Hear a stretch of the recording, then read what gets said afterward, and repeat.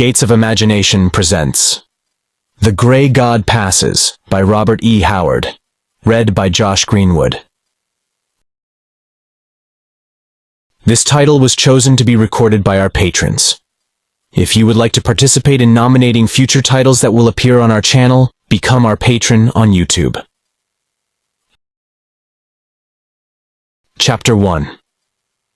A voice echoed among the bleak reaches of the mountains that reared up gauntly on either hand. At the mouth of the defile that opened on a colossal crag, Con the thrall wheeled, snarling like a wolf at bay. He was tall and massively yet rangily built, the fierceness of the wild dominant in his broad, sloping shoulders, his huge, hairy chest, and long, heavily muscled arms. His features were in keeping with his bodily aspect. A strong, stubborn jaw, low, slanting forehead topped by a shock of tousled tawny hair, which added to the wildness of his appearance no more than did his cold blue eyes. His only garment was a scanty loincloth. His own wolfish ruggedness was protection enough against the elements, for he was a slave in an age when even the masters lived lives as hard as the iron environments which bred them. Now Con half-crouched, sword ready, a bestial snarl of menace humming in his bull throat, and from the defile there came a tall man, wrapped in a cloak, beneath which the thrall glimpsed a sheen of mail. The stranger wore a slouch hat pulled so low that from his shadowed features only one eye gleamed, cold and grim as the grey sea. "Well, Con, thrall of Wulfgar Snorri's son," said the stranger in a deep, powerful voice. "Whither do you flee, with your master's blood on your hands?" "I know you not," growled Con, "nor how you know me. If you would take me, whistle up your dogs and make an end. Some of them will taste steel ere I die." "Fool!" There was deep scorn in the reverberant tone. "I am no hunter of runaway serfs. There are wilder matters abroad. What do you smell in the sea wind?" Con turned toward the sea, lapping grayly at the cliffs far below. He expanded his mighty chest, his nostrils flaring as he breathed deeply. "I smell the tang of the salt spume," he answered. The stranger's voice was like the rasp of swords. "The scent of blood is on the wind, the musk of slaughter and the shouts of the slaying." Con shook his head, bewildered. "It is only the wind among the crags." "There is war in your homeland," said the stranger somberly. "The spears of the south have risen against the swords of the north, and the death fires are lighting the land like the midday sun." "How can you know this?" asked the thrall uneasily. "No ship has put into Turlough for weeks. Who are you? Whence come you? How know you these things?" "Can you not hear the skirl of the pipes, the clashing of the axes?" replied the tall stranger. "Can you not smell the war reek the wind brings?" "Not I," answered Con. "It is many a long league from Turlough to Arran, and I hear only the wind among the crags and the gulls screeching over the headlands. Yet if there is war, I should be among the weapon men of my clan, though my life is forfeit to Melaghlin because I slew a man of his in a quarrel." The stranger gave no heed, standing like a statue as he gazed far out across the reaches of hazy, barren mountains and misty waves. "It is the death grip," he said, like one who speaks to himself. "Now comes the reaping of kings, the garnering of chiefs like a harvest. Gigantic shadows stalk red-handed across the world, and night is falling on Asgard. I hear the cries of long-dead heroes whistling in the void, and the shouts of forgotten gods. To each being there is an appointed time, and even the gods must die." He stiffened suddenly with a great shout, flinging his arms seaward. Tall, rolling clouds, sailing gigantically before the gale, veiled the sea. Out of the mist came a great wind, and out of the wind a whirling mass of clouds, and Con cried out, From out the flying clouds, shadowy and horrific, swept 12 shapes. He saw, as in a nightmare, the 12 winged horses and their riders, women in flaming silver mail and winged helmets, whose golden hair floated out on the wind behind them, and whose cold eyes were fixed on some awesome goal beyond his ken. "The choosers of the slain!" thundered the stranger, flinging his arms wide in a terrible gesture. "They ride in the twilight of the north. The winged hooves spurn the rolling clouds. The web of fate is spun, the loom and spindle broken. Doom roars upon the gods, and night falls on Asgard. Night and the trumpets of Ragnarok." The cloak was blown wide in the wind, revealing the mighty, mail-clad figure. The slouch hat fell aside, the wild elf locks blew free, and Khan shrank before the blaze of the stranger's eye. And he saw that where the other eye should have been was but an empty socket. Thereat panic seized him, so that he turned and ran down the defile as a man flees demons. And a fearsome backward glance showed him the stranger etched against the cloud-torn sky, cloak blowing in the wind, arms flung high, and it seemed to the thrall that the man had grown monstrously in stature, that he loomed colossal among the clouds, dwarfing the mountains and the sea, and that he was suddenly gray, as with vast age. Chapter 2. O Masters of the North, we come with tally of remembered dead, of broken hearth and blazing home, and rafters crashing overhead. A single cast of dice we throw to balance, by the leaden sea, 100 years of wrong and woe with one red hour of butchery. The spring gale had blown itself out. The sky smiled blue overhead, and the sea lay placid as a pool, with only a few scattered bits of driftwood along the beaches to give mute evidence of her treachery.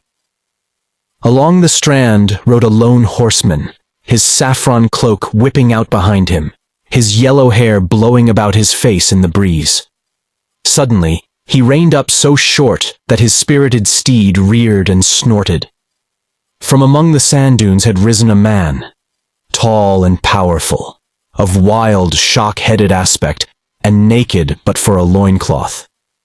"Who are you?" demanded the horseman. "Who bear the sword of a chief, yet have the appearance of a masterless man, and wear the collar of a serf withal?" "I am Con, young master," answered the wanderer. "Once an outlaw, once a thrall, always a man of King Brian's, whether he will or no. And I know you. You are Dunlang O'Hartigan, friend of Murrough, son of Brian, prince of Dalcash. Tell me, good sir, is there war in the land?" "Sooth to say," answered the young chief, "even now King Brian and King Malachi lie encamped at Kilmainham, before Dublin. I have but ridden from the camp this morning. From all the lands of the Vikings, King Sitric of Dublin has summoned the slayers, and Gaels and Danes are ready to join battle, and such a battle as Aaron has never seen before." Con's eyes clouded. "By Crom," he muttered, half to himself, "it is even as the grey man said. Yet, how could he have known? Surely it was all a dream." "How come you here?" asked Dunlang. "From Torca in the Orkneys in an open boat, flung down as a chip is thrown upon the tide. Of yore I slew a man of Meath, Kern of Malaglin, and King Brian's heart was hot against me because of the broken truce, so I fled. Well, the life of an outlaw is hard. Thorwald Raven, Jarl of the Hebrides, took me when I was weak from hunger and wounds, and put this collar on my neck." The kern touched the heavy copper ring encircling his bull neck. "Then he sold me to Wulfgar Snorri's son on Torca. He was a hard master. I did the work of 3 men and stood at his back and mowed down carles like wheat when he brawled with his neighbors. In return he gave me crusts from his board, a bare earth floor to sleep on, and deep scars on my back. Finally, I could bear it no more, and I leaped upon him in his own scaly and crushed his skull with a log of firewood. Then I took his sword and fled to the mountains, preferring to freeze or starve there rather than die under the lash. There, in the mountains. Again, Khan's eyes clouded with doubt. I think I dreamed, he said. I saw a tall gray man who spoke of war in Erin, and in my dream I saw Valkyries riding southward on the clouds. Better to die at sea on a good venture than to starve in the Orkney mountains, he continued with more assurance, his feet on firm ground. By chance I found a fisherman's boat, with a store of food and water, and I put to sea. By Crom, I wonder to find myself still alive. The gale took me in her fangs last night, and I know only that I fought the sea in the boat until the boat sank under my feet, and then fought her in her naked waves until my senses went from me. None could have been more surprised than I when I came to myself this dawn lying like a piece of driftwood on the beach. I have lain in the sun since, trying to warm the cold tang of the sea out of my bones. By the saints, Khan, said Dunlang, I like your spirit. I hope King Brian likes it as well, grunted the Kern. Attach yourself to my train, answered Dunlang. I'll speak for you. King Brian has weightier matters on his mind than a single blood feud. This very day the opposing hosts lie drawn up for the death grip. Will the spear shattering fall on the morrow? Asked Khan. Not by King Brian's will, answered Dunlang. He is loath to shed blood on Good Friday, but who knows when the heathen will come down upon us. Khan laid a hand on Dunlang's stirrup leather and strode beside him as the steed moved leisurely along. There is a notable gathering of weapon men? More than 20,000 warriors on each side. The Bay of Dublin is dark with the dragon ships. From the Orkneys comes Jarl Sigurd with his raven banner. From Man comes the Viking Broder with 20 longships. From the Danelaw in England comes Prince Amlaf, son of the King of Norway, with 2,000 men. From all lands the hosts have gathered, from the Orkneys, the Shetlands, the Hebrides, from Scotland, England, Germany, and the lands of Scandinavia. Our spies say Sigurd and Broder have 1,000 men armed in steel mail from crown to heel, who fight in a solid wedge. The Dalcassians may be hard put to break that iron wall, yet, God willing, we shall prevail. Then among the other chiefs and warriors there are Anrad the Berserk, Hrafn the Red, Platt of Danimark, Thorstein and his comrade in arms, Asmund, Thorleif Hordy, the Strong, Athelstane the Saxon, and Thorwald Raven, Jarl of the Hebrides. At that name Khan grinned savagely and fingered his copper collar. It is a great gathering if both Sigurd and Broder come. That was the doing of Gurmla, responded Dunlang. Word had come to the Orkneys that Brian had divorced Cormlada, said Khan, unconsciously giving the queen her Norse name. Aye, and her heart is black with hate against him. Strange it is that a woman so fair of form and countenance should have the soul of a demon. God's truth, my lord. And what of her brother, Prince Maelmora? Who but he is the instigator of the whole war? Cried Dunlang angrily. The hate between him and Murrow, so long smouldering, has at last burst into flame, firing both kingdoms. Both were in the wrong, Murrow, perhaps more than Maelmora. Gurmla goaded her brother on. I did not believe King Brian acted wisely when he gave honours to those against whom he had warred. It was not well he married Gurmla and gave his daughter to Gurmlaith's son, Sitric of Dublin. With Gurmlaith he took the seeds of strife and hatred into his palace. She is a wanton. Once she was the wife of Amlaf Coran the Dane. Then she was wife to King Malachi of Meath, and he put her aside because of her wickedness. What of Melaghlin? Asked Khan. He seems to have forgotten the struggle in which Brian wrested Erin's crown from him. Together the two kings move against the Danes and Maelmora. As they conversed, they passed along the bare shore until they came into a rough, broken stretch of cliffs and boulders, and there they halted suddenly. On a boulder sat a girl, clad in a shimmering green garment, whose pattern was so much like scales that for a bewildered instant, Con thought himself gazing on a mermaid come out of the deeps. "Evan!" Dunlang swung down from his horse, tossing the reins to Con, and advanced to take her slender hands in his. "You sent for me, and I have come. You've been weeping."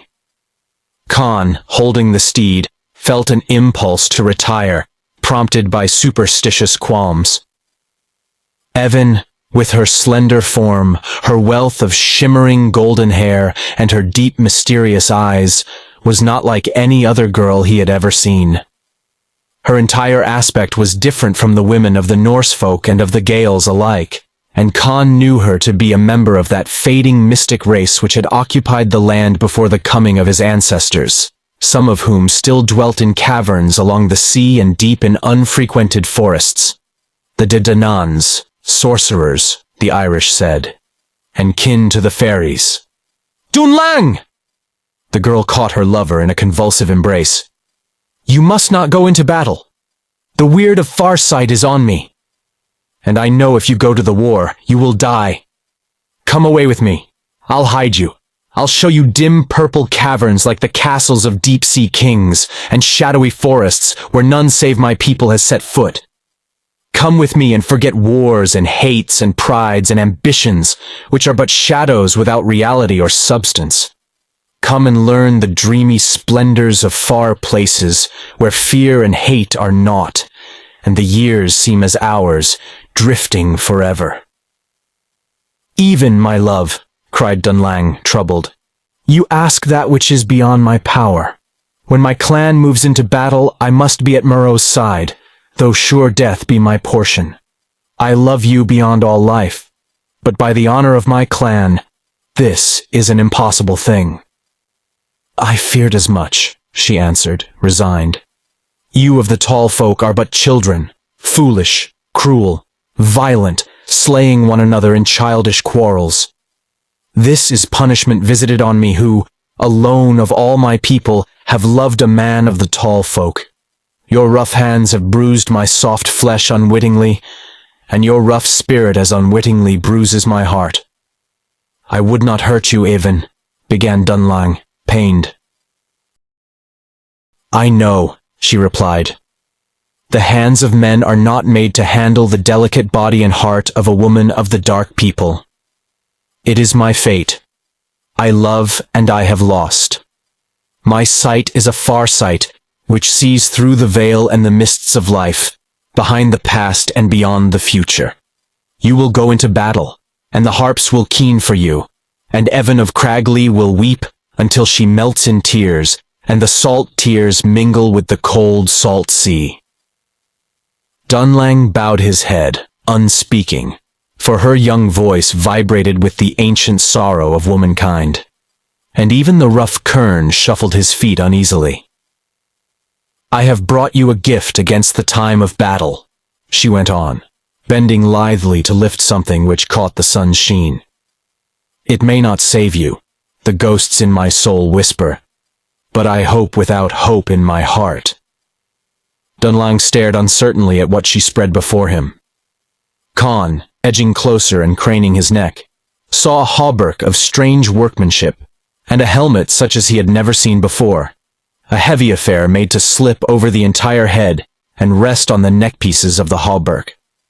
There was no movable visor, merely a slit cut in the front through which to see, and the workmanship was of an earlier, more civilized age, which no man living could duplicate.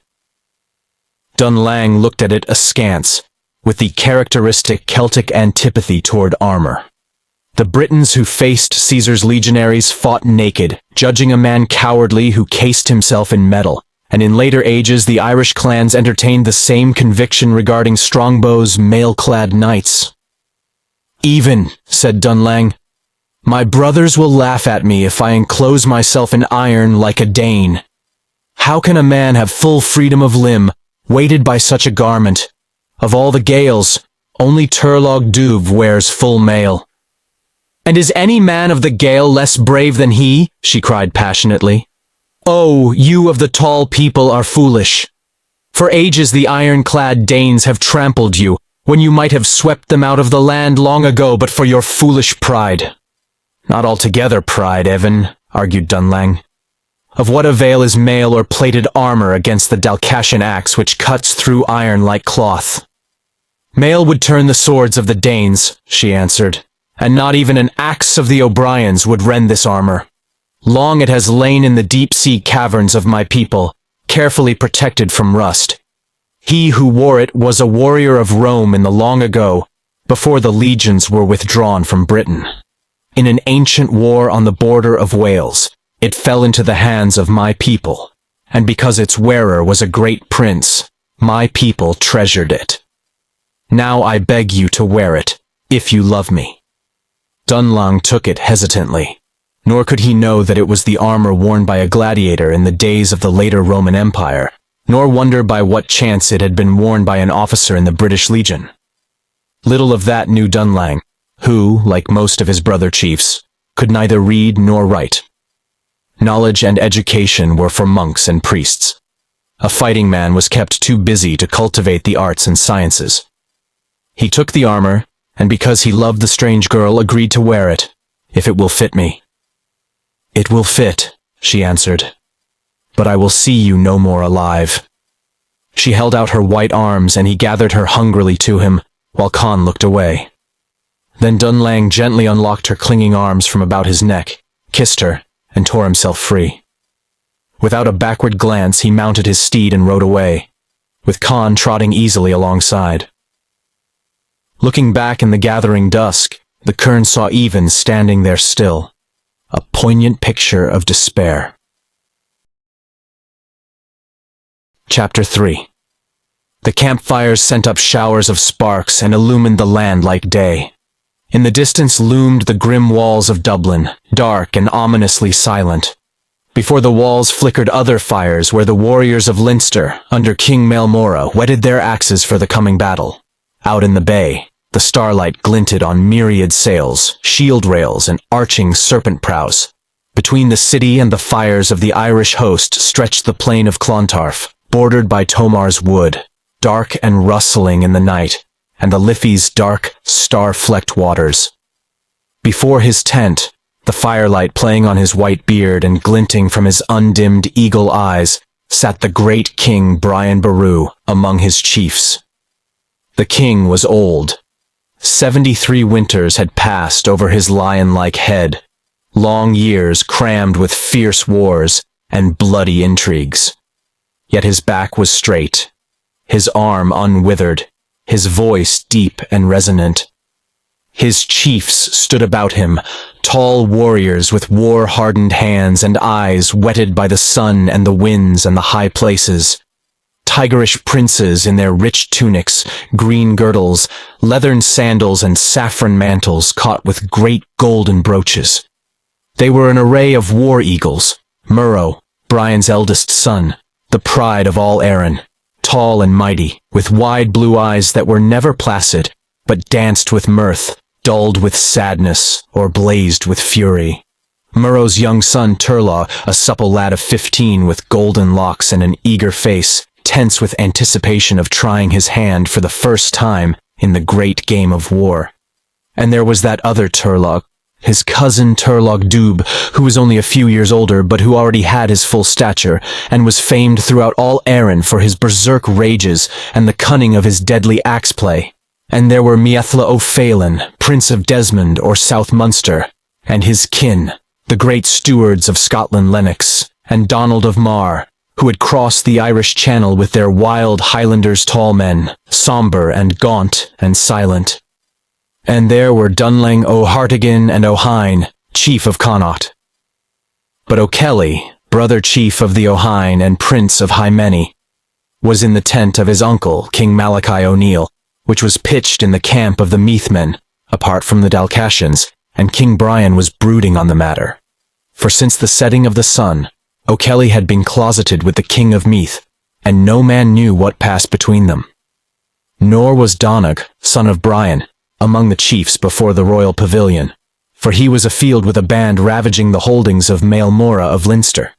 Now Dunlang approached the king, leading with him Con the Kern.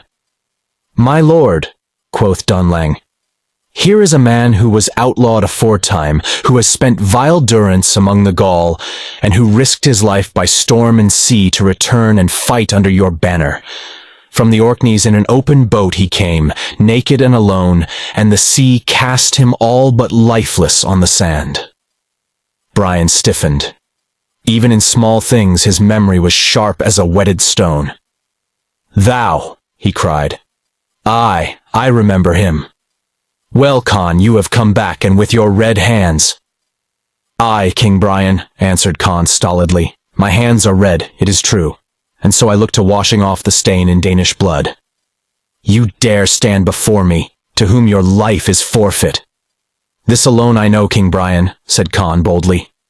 "My father was with you at Sulcoit and the sack of Limerick, and before that followed you in your days of wandering, and was one of the 15 warriors who remained to you when King Mahon, your brother, came seeking you in the forest. And my grandsire followed Murkertach of the leather cloaks, and my people have fought the Danes since the days of Thorgils. You need men who can strike strong blows, and it is my right to die in battle against my ancient enemies, rather than shamefully at the end of a rope." King Brian nodded. "Well spoken. Take your life. Your days of outlawry are at an end. King Malachi would perhaps think otherwise, since it was a man of his you slew, but—" He paused. An old doubt ate at his soul at the thought of the King of Meath. "Let it be," he went on. "Let it rest until after the battle mayhap that will be world's end for us all." Dunlang stepped toward Con and laid hand on the copper collar. "Let us cut this away. You are a free man now." But Con shook his head. "Not until I have slain Thorwald Raven who put it there. I'll wear it into battle as a sign of no quarter." "That is a noble sword you wear, Kern," said Murrough suddenly. "Aye, my lord. Murkertach of the leather cloaks wielded this blade until Blacair the Dane slew him at Ardea, and it remained in the possession of the Gaul until I took it from the body of Wulfgar Snorri's son." "It is not fitting that a Kern should wear the sword of a king," said Murrough brusquely. "Let one of the chiefs take it, and give him an axe instead." Con's fingers locked about the hilt. "He would take the sword from me had best give me the axe first," he said grimly. And that suddenly. Murrough's hot temper blazed. With an oath, he strode toward Con, who met him eye to eye and gave back not a step. "Be at ease, my son," ordered King Brian. "Let the Kern keep the blade." Murrough shrugged. His mood changed. "Aye, keep it and follow me into battle. We shall see if a king's sword in a Kern's hands can hew as wide a path as a prince's blade." "My lords," said Con, "it may be God's will that I fall in the first onset, but the scars of slavery burn deep in my back this night, and I will not be backward when the spears are splintering." Chapter 4. Therefore your doom is on you and your kings. Chesterton. While King Brian communed with his chiefs on the plains above Clontarf, a grisly ritual was being enacted within the gloomy castle that was at once the fortress and palace of Dublin's king. With good reason did Christians fear and hate those grim walls. Dublin was a pagan city, ruled by savage heathen kings, and dark were the deeds committed therein. In an inner chamber in the castle stood the Viking Broder, somberly watching a ghastly sacrifice on a grim black altar. On that monstrous stone writhed a naked, frothing thing that had been a comely youth. Brutally bound and gagged, he could only twist convulsively beneath the dripping, inexorable dagger in the hands of the white-bearded, wild-eyed priest of Odin. The blade hacked through flesh and thew and bone. Blood gushed to be caught in a broad copper bowl, which the priest, with his red-dappled beard, held high, invoking Odin in a frenzied chant. His thin, bony fingers tore the yet pulsing heart from the butchered breast, and his wild, half-mad eyes scanned it with avid intensity. "What of your divinations?" demanded Broder impatiently.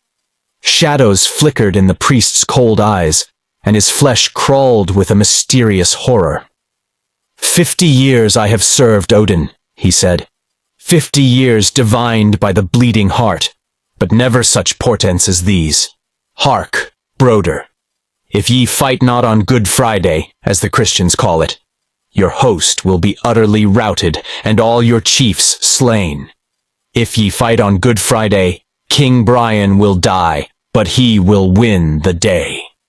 Broder cursed with cold venom. The priest shook his ancient head. I cannot fathom the portent, and I am the last of the priests of the Flaming Circle who learned mysteries at the feet of Thorgils. I see battle and slaughter, and yet more, shapes gigantic and terrible that stalk monstrously through the mists. Enough of such mummery, snarled Broder. If I fall, I would take Brian to Helheim with me. We go against the Gales on the morrow. Fall fair, fall foul. He turned and strode from the room.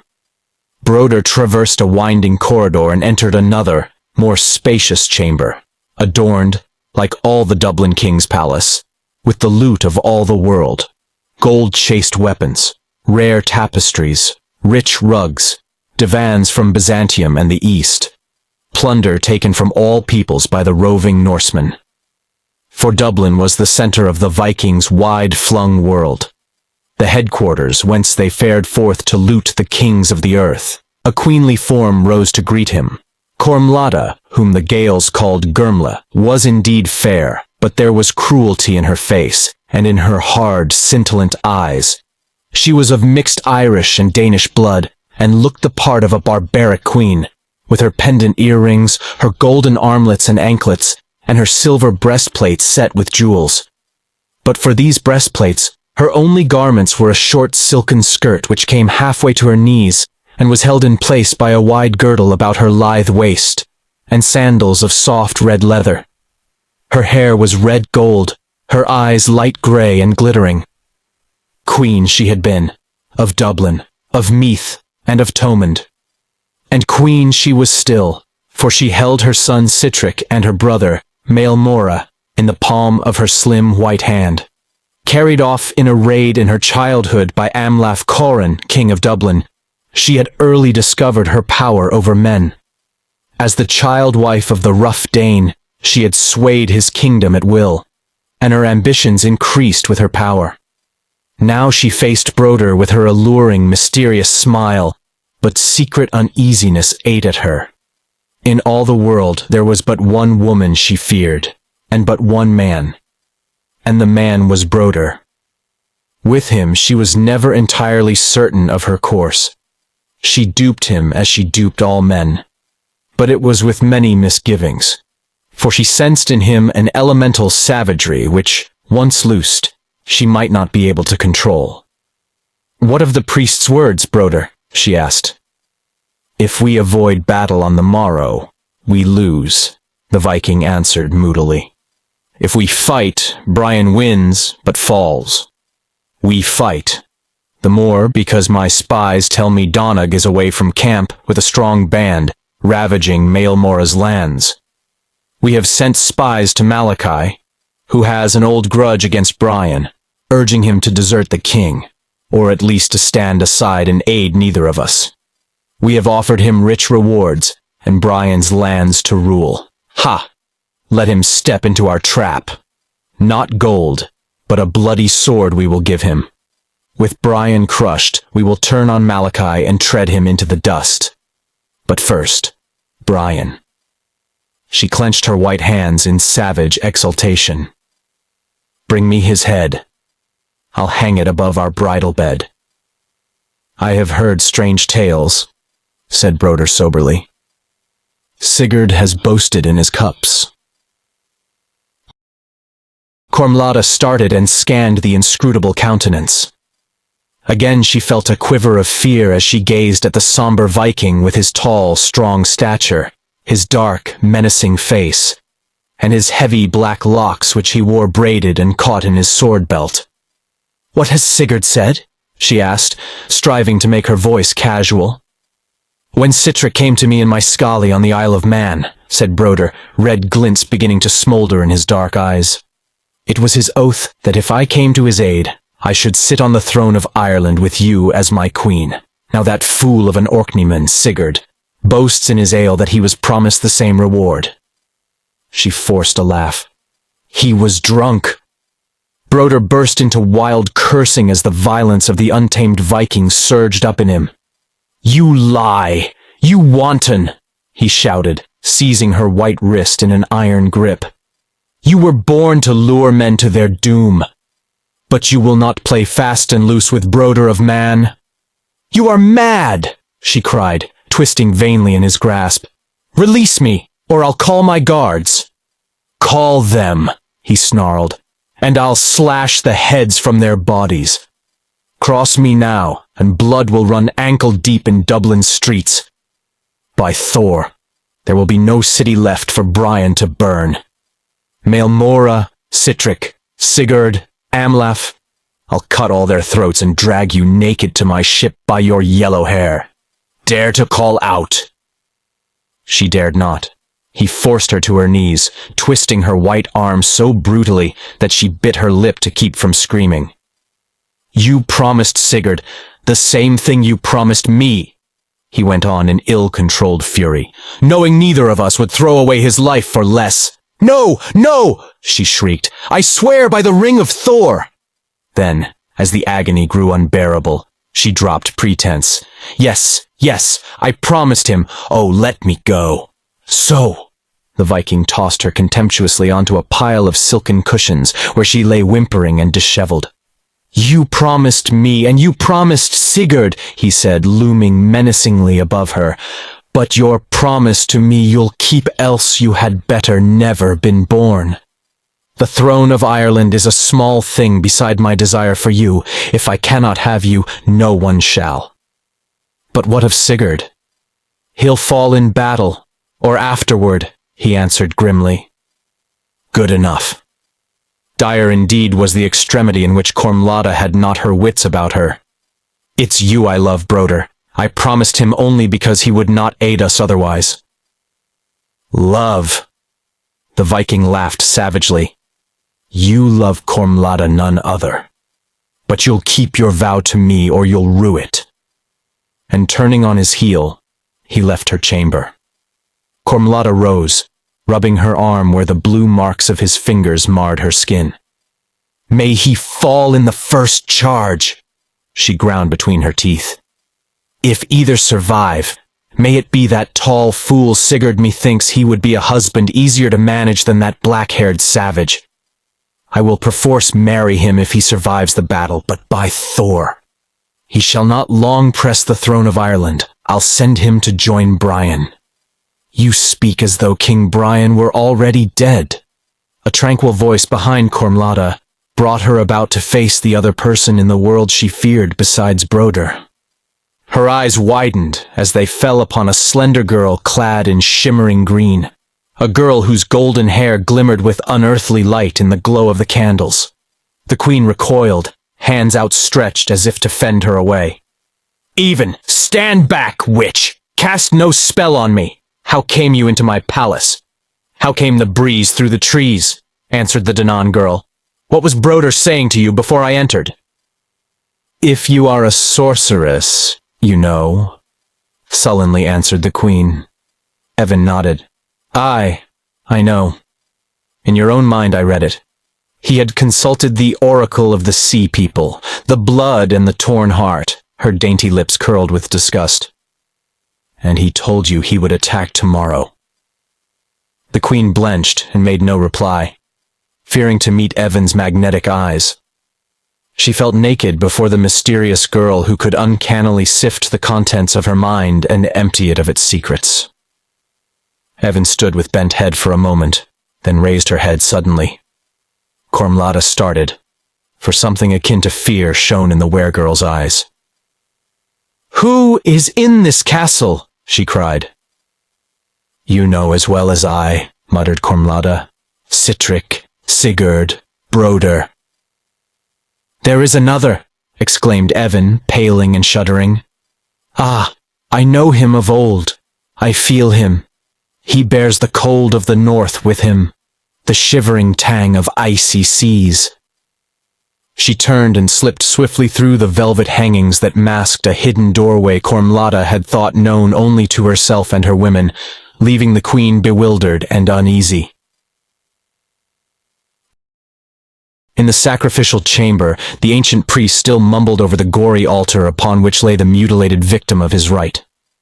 50 years I have served Odin, he maundered, and never such portents have I read. Odin laid his mark upon me long ago in a night of horror. The years fall like withered leaves, and my age draws to a close. One by one, I have seen the altars of Odin crumble. If the Christians win this battle, Odin's day is done. It comes upon me that I have offered up my last sacrifice. A deep, powerful voice spoke behind him. And what more fitting than that you should accompany the soul of that last sacrifice to the realm of him you served? The priest wheeled, the sacrificial dagger falling from his hand. Before him stood a tall man, wrapped in a cloak beneath which shone the gleam of armor. A slouch hat was pulled low over his forehead, and when he pushed it back, a single eye, glittering and grim as the gray sea, met his horrified gaze.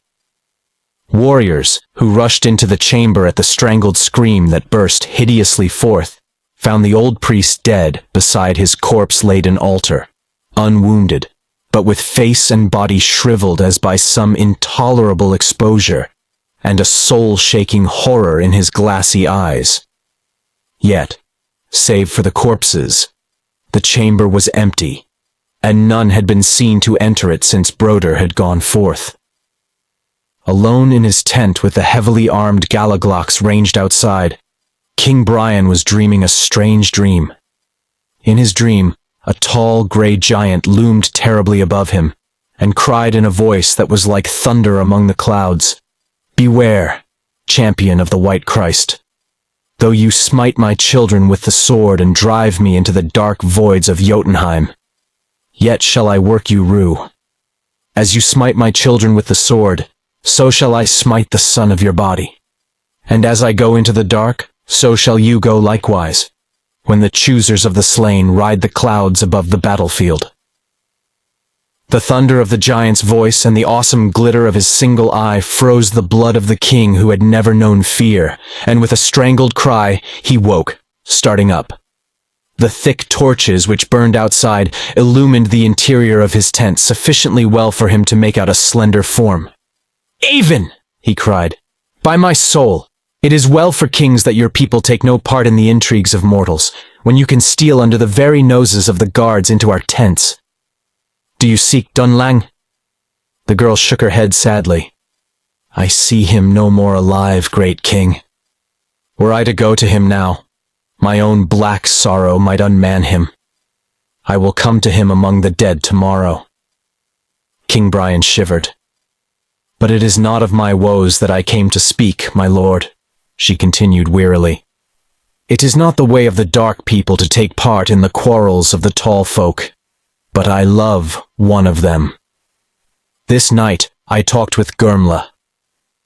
Brian winced at the name of his divorced queen. "And your news?" he asked. "Broder strikes on the morrow." The king shook his head heavily. "It vexes my soul to spill blood on the holy day. But if God wills it, we will not await their onslaught. We will march at dawn to meet them. I will send a swift runner to bring back Donna." Even shook her head once more. "Nay, great king. Let Donna live. After the battle, the Dalcassians will need strong arms to brace the scepter." Brian gazed fixedly at her. "I read my doom in those words. Have you cast my fate?" Even spread her hands helplessly. "My lord, not even the dark people can rend the veil at will. Not by the casting of fates or the sorcery of divination. Not in smoke or in blood have I read it, but a weird is upon me, and I see through flame in the dim clash of battle. And I shall fall?" She bowed her face in her hands.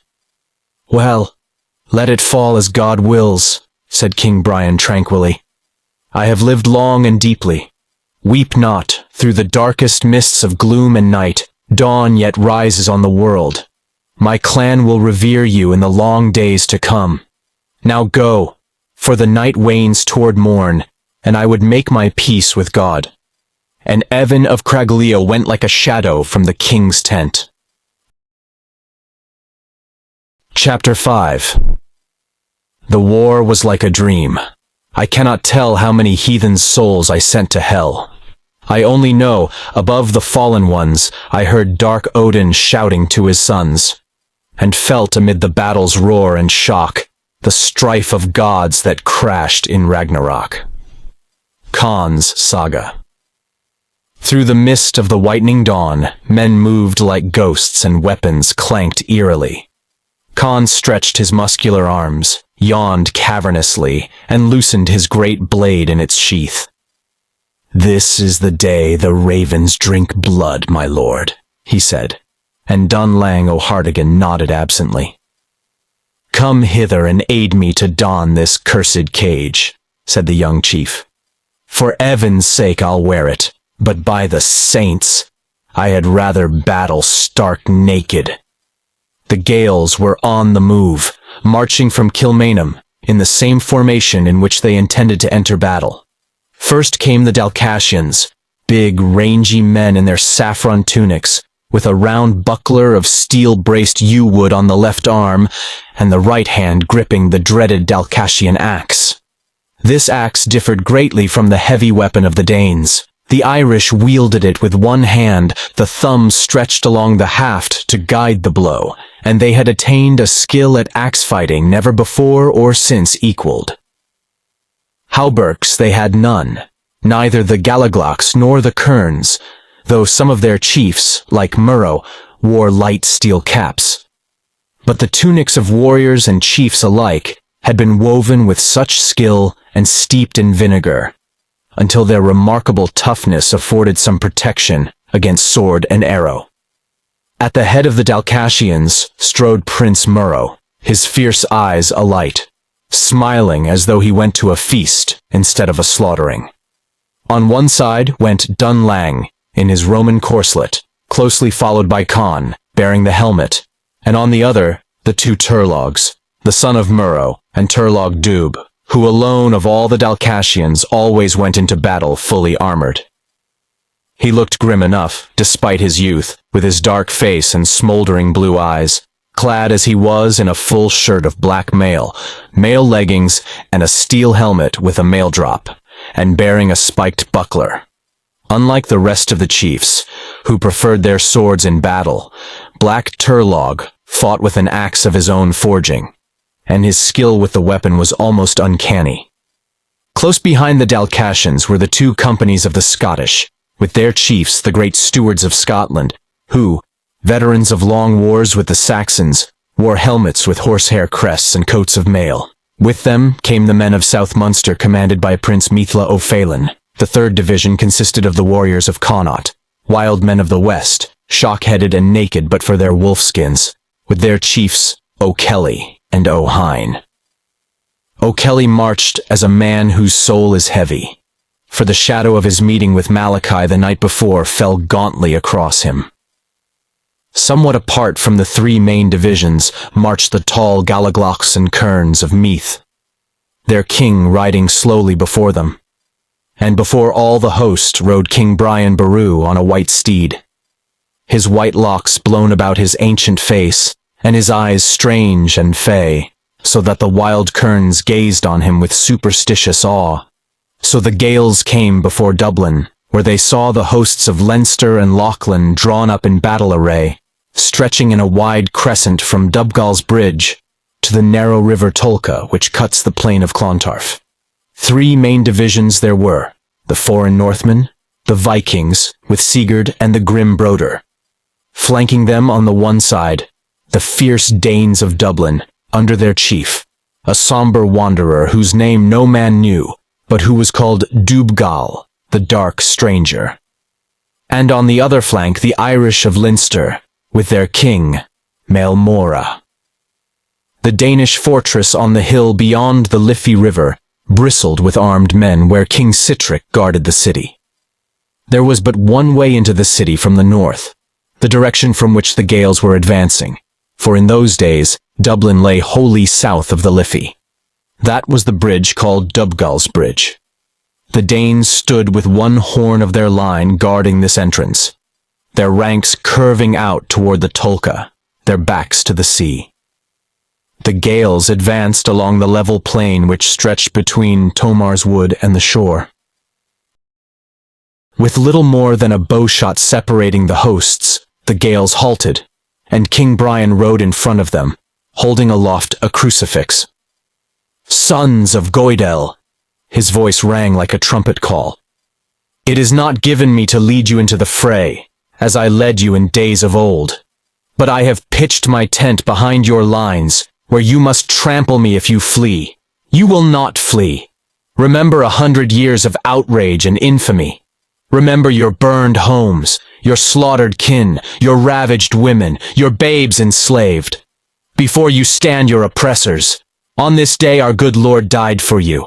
There stand the heathen hordes which revile his name and slay his people. I have but one command to give you. Conquer or die." The wild hordes yelled like wolves and a forest of axes brandished on high. King Brian bowed his head and his face was gray. "Let them lead me back to my tent," he whispered to Murrough. "Age has withered me from the play of the axes, and my doom is hard upon me. Go forth, and may God stiffen your arms to the slaying." Now, as the king rode slowly back to his tent among his guardsmen, there was a taking up of girdles, a drawing of blades, a dressing of shields.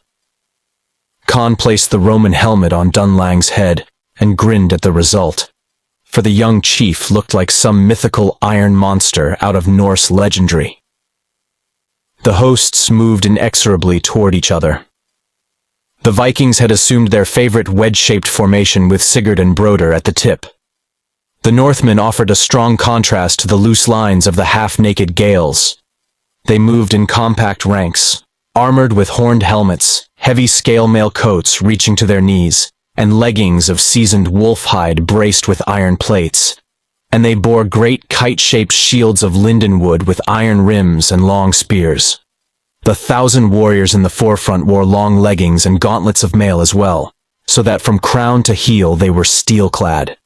These marched in a solid shield wall, bucklers overlapping, and over their iron ranks floated the grim raven banner, which had always brought victory to Jarl Sigurd, even if it brought death to the bearer.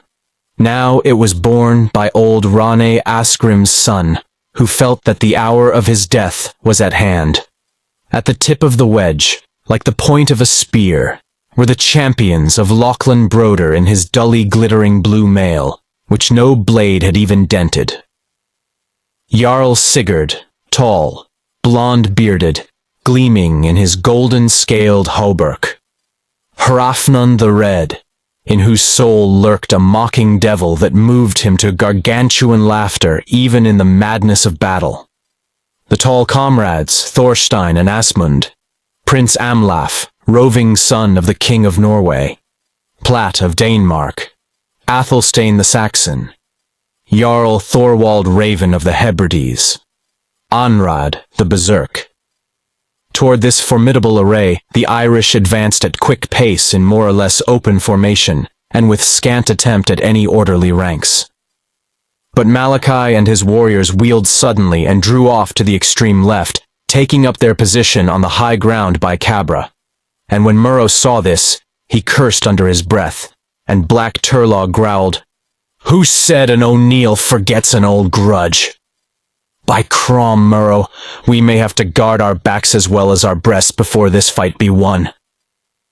Now suddenly from the Viking ranks strode Platt of Danemark, his red hair like a crimson veil about his bare head, his silver mail gleaming. The hosts watched eagerly, for in those days few battles began without preliminary single combats. "Donald!" shouted Platt, flinging up his naked sword so that the rising sun caught it in a sheen of silver. "Where is Donald of Mar?" Are you there, Donald, as you were at Roustoir, or do you skulk from the fray?" "I am here, rogue," answered the Scottish chief, as he strode tall and gaunt from among his men, flinging away his scabbard. Highlander and Dane met in the middle space between the hosts, Donald cautious as a hunting wolf, Platt leaping in reckless and headlong, eyes alight and dancing with a laughing madness. Yet it was the wary steward's foot which slipped suddenly on a rolling pebble, and before he could regain his balance, Platt's sword lunged into him so fiercely that the keen point tore through his corselet scales and sank deep beneath his heart. Platt's mad yell of exultation broke in a gasp. Even as he crumpled, Donald of Mar lashed out a dying stroke that split the Dane's head, and the two fell together. Thereat, a deep-toned roar went up to the heavens, and the two great hosts rolled together like a tidal wave. Then were struck the first blows of the battle. There were no maneuvers of strategy, no cavalry charges, no flights of arrows. 40,000 men fought on foot, hand to hand, man to man, slaying and dying in red chaos. The battle broke in howling waves about the spears and axes of the warriors. The first to shock were the Dalcassians and the Vikings, and as they met, both lines rocked at the impact. The deep roar of the Norsemen mingled with the yells of the Gaels, and the northern spears splintered among the western axes. Foremost in the fray, Murrow's great body heaved and strained as he roared and smote right and left with a heavy sword in either hand, mowing down men like corn.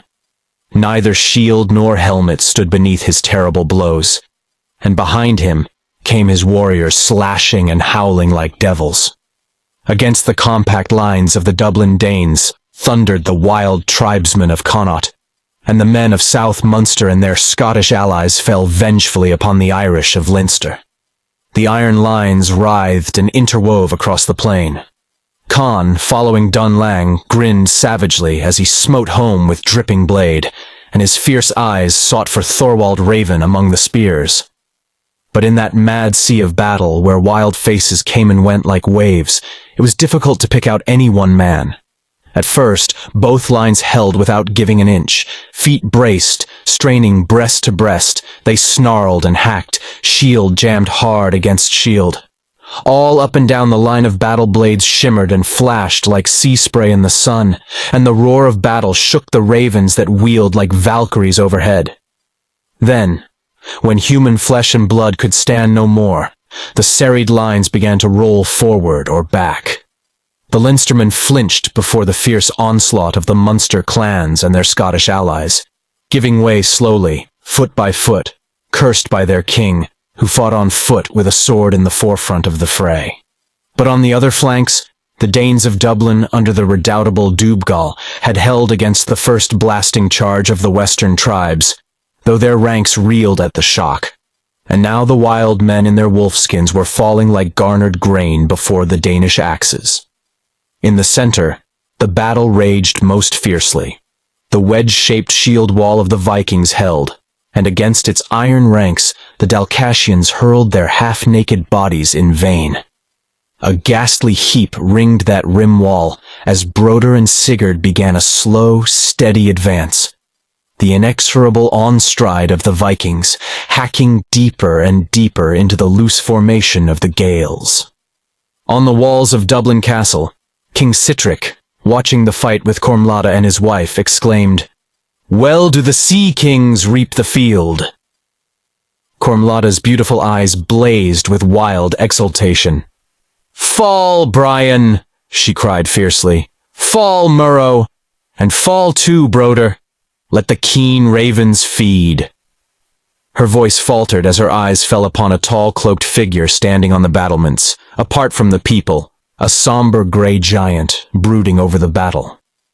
A cold fear stole over her and froze the words on her lips. She plucked at Sitric's cloak. "Who is he?" she whispered, pointing. Sitric looked and shuddered. "I know not.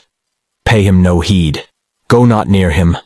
When I but approached him, he spoke not or looked at me. But a cold wind blew over me, and my heart shriveled. Let us rather watch the battle. the Gaels give way. But at the foremost point of the Gaelic advance, the line held. There, like the convex center of a curving axe blade, fought Murrough and his chiefs.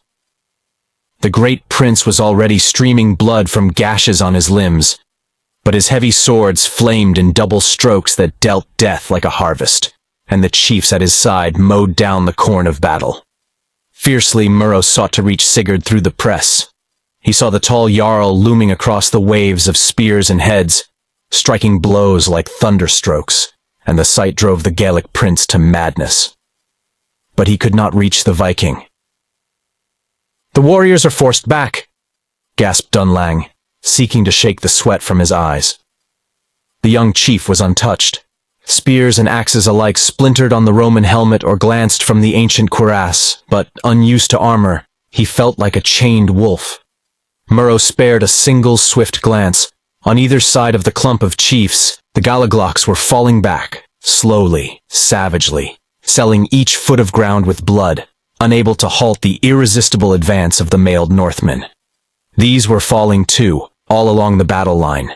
But they closed ranks and forced their way forward, legs braced hard, bodies strained, spears driving without cease or pause. They plowed on through a red surf of dead and dying. "Turlough!" gasped Murrough, dashing the blood from his eyes. "Haste from the fray for Malachi. Bid him charge in God's name!" But the frenzy of slaughter was on Black Turlough. Froth flecked his lips, and his eyes were those of a madman. "The devil take Malachi!" he shouted, splitting a Dane's skull with a stroke like the slash of a tiger's paw. "Con!" called Murrough, and as he spoke, he gripped the big Kern's shoulder and dragged him back. "Haste to Malachi. We need his support." Con drew reluctantly away from the melee, clearing his path with thunderous strokes. Across the reeling sea of blades and rocking helmets, he saw the towering form of Jarl Sigurd and his lords. The billowing folds of the raven banner floated above them as their whistling swords hewed down men like wheat before the reaper. Free of the press, the Kern ran swiftly along the battle line until he came to the higher ground of Cabra, where the Meathmen thronged, tense and trembling like hunting hounds as they gripped their weapons and looked eagerly at their king. Malachi stood apart, watching the fray with moody eyes, his lion's head bowed, his fingers twined in his golden beard. "King Malaglin," said Con bluntly, "Prince Murrough urges you to charge home, for the press is great, and the men of the Gael are hard beset." The great O'Neill lifted his head and stared absently at the Kern. Con little guessed the chaotic struggle which was taking place in Malachi's soul, the red visions which thronged his brain. Riches, power, the rule of all Erin, balanced against the black shame of treachery. He gazed out across the field where the banner of his nephew O'Kelly heaved among the spears, and Malachi shuddered, but shook his head. "Nay," he said, "it is not time. I will charge when the time comes." For an instant, King and Kern looked into each other's eyes. Malachi's eyes dropped. Con turned without a word and sped down the slope.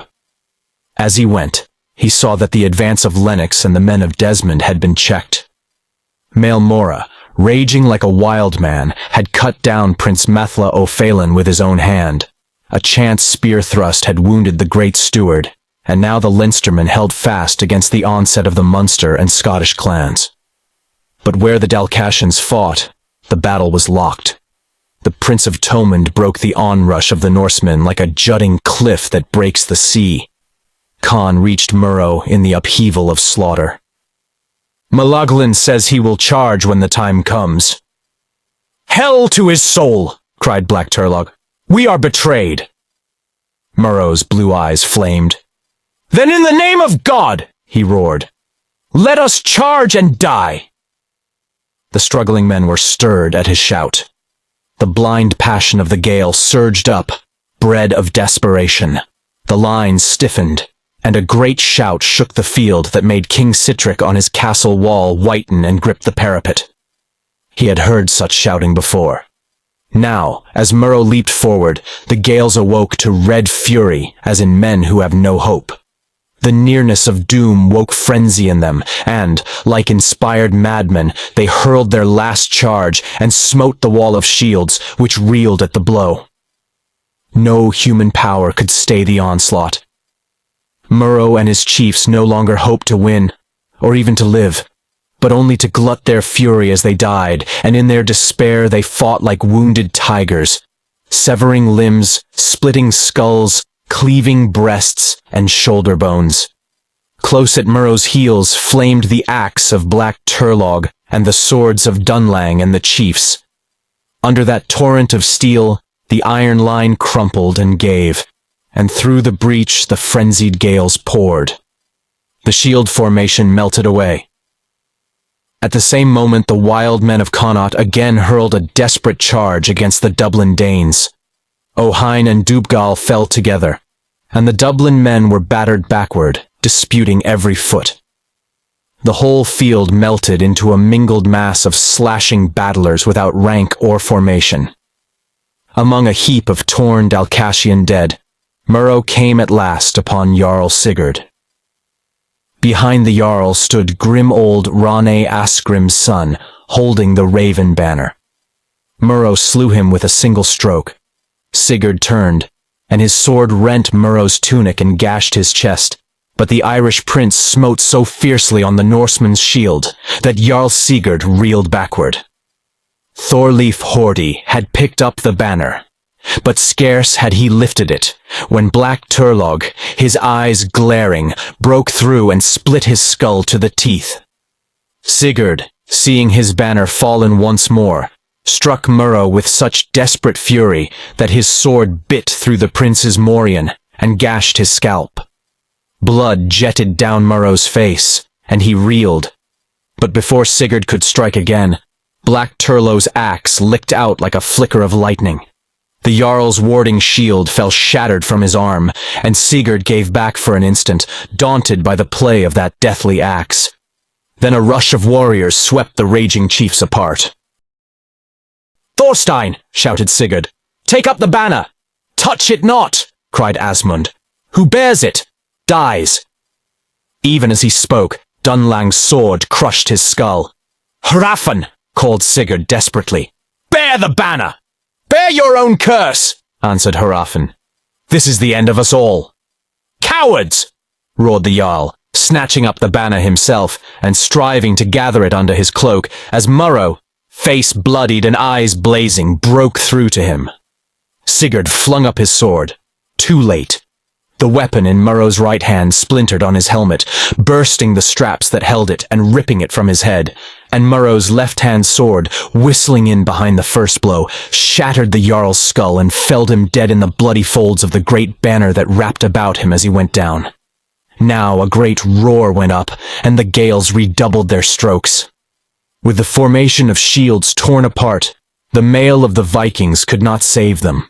For the Dalcassian axes, flashing in the sun, hewed through chain mesh and iron plates alike, rending linden shield and horned helmet. Yet the Danes did not break. On the high ramparts, King Sitric had turned pale, his hands trembling where he gripped the parapet. He knew that these wild men could not be beaten now, for they spilled their lives like water, hurling their naked bodies again and again into the fangs of spear and axe. Cormlada was silent, but Sitric's wife, King Brian's daughter, cried out in joy, for her heart was with her own people.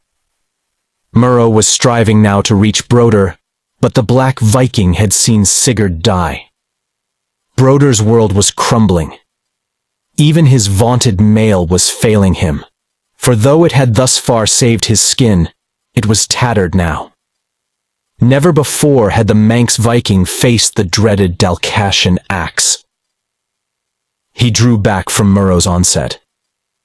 In the crush, an axe shattered on Murrow's helmet, knocking him to his knees and blinding him momentarily with its impact. Dunlang's sword wove a wheel of death above the fallen prince, and Murrough reeled up. The press slackened as Black Turlough, Con, and young Turlough drove in, hacking and stabbing, and Dunlang, frenzied by the heat of battle, tore off his helmet and flung it aside, ripping off his cuirass. "The devil eat such cages!" he shouted, catching at the reeling prince to support him. And even at that instant, Thorstein the Dane ran in and drove his spear into Dunlang's side. The young Dalcassian staggered and fell at Murrough's feet, and Con leaped forward to strike Thorstein's head from his shoulders so that it whirled grinning still through the air in a shower of crimson. Murrough shook the darkness from his eyes. "Dunlang!" he cried in a fearful voice, falling to his knees at his friend's side and raising his head. But Dunlang's eyes were already glazing. "Murrough! Even!" Then blood gushed from his lips, and he went limp in Murrough's arms. Murrough leaped up with a shout of demoniac fury. He rushed into the thick of the Vikings, and his men swept in behind him. On the hill of Cabra, Malachi cried out, flinging doubts and plots to the wind. As Broder had plotted, so had he. He had but to stand aside until both hosts were cut to pieces, then seize Aaron, tricking the Danes as they had planned to betray him. But his blood cried out against him and would not be stilled. He gripped the golden collar of Tomar about his neck, the collar he had taken so many years before from the Danish king his sword had broken, and the old fire leaped up. "Charge and die!" he shouted, drawing his sword, and at his back the men of Meath gave tongue like a hunting pack and swarmed down into the field. Under the shock of the Meathmen's assault, the weakened Danes staggered and broke. They tore away singly and in desperate slashing groups, seeking to gain the bay where their ships were anchored. But the Meathmen had cut off their retreat, and the ships lay far out, for the tide was at flood. All day that terrific battle had raged, yet to Con, snatching a startled glance at the setting sun, it seemed that scarce an hour had passed since the first lines had crashed together. The fleeing Northmen made for the river, and the gales plunged in after them to drag them down. Among the fugitives and the groups of Norsemen who here and there made determined stands, the Irish chiefs were divided. The boy Turlough was separated from Murrough's side and vanished in the Tolka, struggling with a Dane. The clans of Leinster did not break until Black Turlough rushed like a maddened beast into the thick of them and struck Maelmorra dead in the midst of his warriors. Murrough, still blood-mad, but staggering from fatigue, and weakened by loss of blood, came upon a band of Vikings who, back to back, resisted the conquerors. Their leader was Anrad the Berserk, who, when he saw Murrough, rushed furiously upon him. Murrough, too weary to parry the Dane's stroke, dropped his own sword and closed with Anrad, bearing him to the ground. The sword was wrenched from the Dane's hand as they fell. Both snatched at it, but Murrough caught the hilt and Anrad the blade. The Gaelic prince tore it away, dragging the keen edge through the Viking's hand, severing nerve and thew, and setting a knee on Anrad's chest. Murrough drove the sword thrice through his body. Anrad, dying, drew a dagger, but his strength ebbed so swiftly that his arm sank. And then a mighty hand gripped his wrist and drove home the stroke he had sought to strike, so that the keen blade sank beneath Murrough's heart. Murrough fell back, dying, and his last glance showed him a tall, grey giant looming above, his cloak billowing in the wind, his one glittering eye cold and terrible. But the mazed eyes of the surrounding warriors saw only death and the dealing of death. The Danes were all in flight now, and on the high wall King Sitrick sat watching his high ambitions fade away, while Cormlada gazed wild-eyed into ruin, defeat, and shame. Con ran among the dying and the fleeing, seeking Thorwald Raven. The Kern's buckler was gone, shattered among the axes. His broad breast was gashed in half a dozen places. A sword edge had bitten into his scalp when only his shock of tangled hair had saved him. A spear had girded into his thigh. Yet now in his heat and fury he scarcely felt these wounds. A weakening hand caught at Khan's knee as he stumbled among dead men in wolfskins and mailed corpses. He bent and saw O'Kelly, Malachi's nephew, and chief of the High Many. The chief's eyes were glazing in death. Khan lifted his head, and a smile curled the blue lips. "I hear the war cry of the O'Neill," he whispered. "Malachi could not betray us. He could not stand from the fray. The Red Hand to victory." Khan rose as O'Kelly died, and caught sight of a familiar figure. Thorwald Raven had broken from the press, and now fled alone and swiftly, not toward the sea or the river, where his comrades died beneath the Gaelic axes, but toward Tomar's wood. Khan followed, spurred by his hate. Thorwald saw him, and turned, snarling. So the thrall met his former master. As Khan rushed into close quarters, the Norseman gripped his spear shaft with both hands and lunged fiercely. But the point glanced from the great copper collar about the kern's neck. Khan, bending low, lunged upward with all his power, so that the great blade ripped through Jarl Thorwald's tattered mail and spilled his entrails on the ground.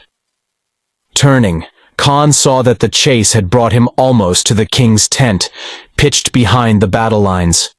He saw King Brian Boru standing in front of the tent, his white locks flowing in the wind, and but one man attending him. Khan ran forward. "Kern, what are your tidings?" asked the king. "The foreigners flee," answered Khan. "But Murrow has fallen." "You bring evil tidings," said Brian. "Erin shall never again look on a champion like him." An age like a cold cloud closed upon him. "Where are your guards, my lord?" asked Khan. "They have joined in the pursuit." "Let me then take you to a safer place," said Khan. "The gall fly all about us here." King Brian shook his head. "Nay, I know I leave not this place alive, for Avin of Cragley told me last night I should fall this day. And what avails me to survive Murrow and the champions of the Gael? Let me lie at Armagh, in the peace of God." Now the attendant cried out, "My king, we are undone! Men blue and naked are upon us." "The armored Danes!" cried Khan, wheeling. King Brian drew his heavy sword. A group of blood-stained Vikings were approaching, led by Broder and Prince Amlaf. Their vaunted mail hung in shreds. Their swords were notched and dripping. Broder had marked the king's tent from afar, and was bent on murder, for his soul raged with shame and fury, and he was beset by visions in which Brian, Sigurd, and Cormlada spun in a hellish dance. He had lost the battle, Ireland, Cormlada. Now he was ready to give up his life in a dying stroke of vengeance. Broder rushed upon the king, Prince Amlaf at his heels. Khan sprang to bar their way, but Broder swerved aside and left the kern to Amlaf as he fell upon the king. Khan took Amlaf's blade in his left arm and smote a single terrible blow that rent the prince's hauberk like paper and shattered his spine. Then the kern sprang back to guard King Brian. Then, even as he turned, Khan saw Broder parry Brian's stroke and drive his sword through the ancient king's breast. Brian went down, but even as he fell, he caught himself on one knee and thrust his keen blade through flesh and bone, cutting both Broder's legs from under him. The Viking's scream of triumph broke in a ghastly groan as he toppled in a widening pool of crimson. There he struggled convulsively and lay still. Khan stood looking dazedly around him. Broder's company of men had fled, and the Gaels were converging on Brian's tent. The sound of the keening for the heroes already rose to mingle with the screams and shouts that still came from the struggling hordes along the river. They were bringing Murrow's body to the king's tent, walking slowly, weary, bloody men, with bowed heads. Behind the litter that bore the prince's body came others, laden with the bodies of Turlough, Murrow's son, of Donald, steward of Mar, of O'Kelly and O'Hine, the western chiefs, of Prince Maethla O'Phelan, of Dunlang O'Hartigan, beside whose litter walked Even of Cragley, her golden head sunk on her breast. The warriors set down the litters and gathered silently and wearily about the corpse of King Brian Boru. They gazed unspeaking, their minds dulled from the agony of strife. Even lay motionless beside the body of her lover, as if she herself were dead. No tears stood in her eyes. No cry or moan escaped her pallid lips. The clamor of battle was dying, as the setting sun bathed the trampled field in its roseate light. The fugitives, tattered and slashed, were limping into the gates of Dublin, and the warriors of King Sitrick were preparing to stand siege. But the Irish were in no condition to besiege the city. 4,000 warriors and chieftains had fallen, and nearly all the champions of the Gael were dead. But more than 7,000 Danes and Leinstermen lay stretched on the blood-soaked earth, and the power of the Vikings was broken. On Clontarf, their iron reign was ended. Con walked toward the river, feeling now the ache of his stiffening wounds. He met Turlough Dhu. The madness of battle was gone from Black Turlough, and his dark face was inscrutable. From head to foot, he was splattered with crimson. "My lord," said Con, fingering the great copper ring about his neck, "I have slain the man who put this thrall mark on me. I would be free of it." Black Turlough took his red-stained axe head in his hands, and pressing it against the ring, drove the keen edge through the softer metal. The axe gashed Con's shoulder, but neither heeded. "Now I am truly free," said Con, flexing his mighty arms. "My heart is heavy for the chiefs who have fallen, but my mind is mazed with wonder and glory. When will ever such a battle be fought again? Truly, it was a feast of the ravens, a sea of slaughter." His voice trailed off, and he stood like a statue, head flung back, eyes staring into the clouded heavens.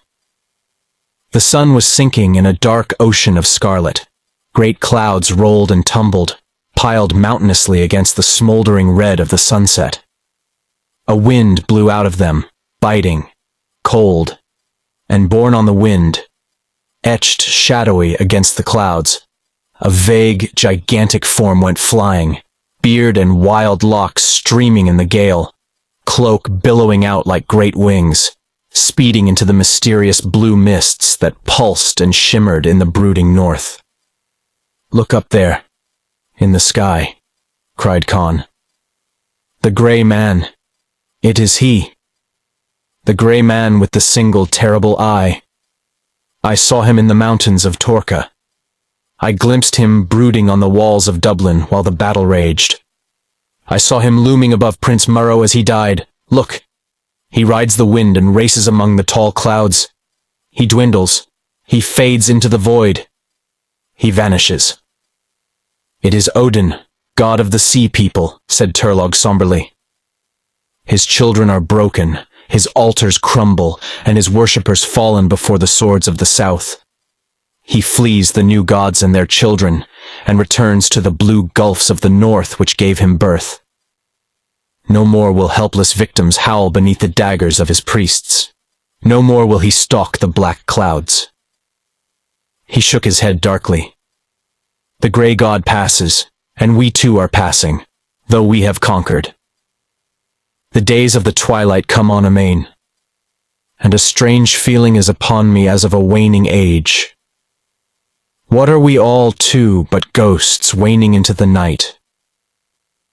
And he went on into the dusk, leaving Con to his freedom, from thraldom and cruelty, as both he and all the Gaels were now free of the shadow of the grey god and his ruthless worshippers. Thank you for listening. If you like our recordings, consider liking this video and subscribing to our channel so you don't miss any more audiobooks.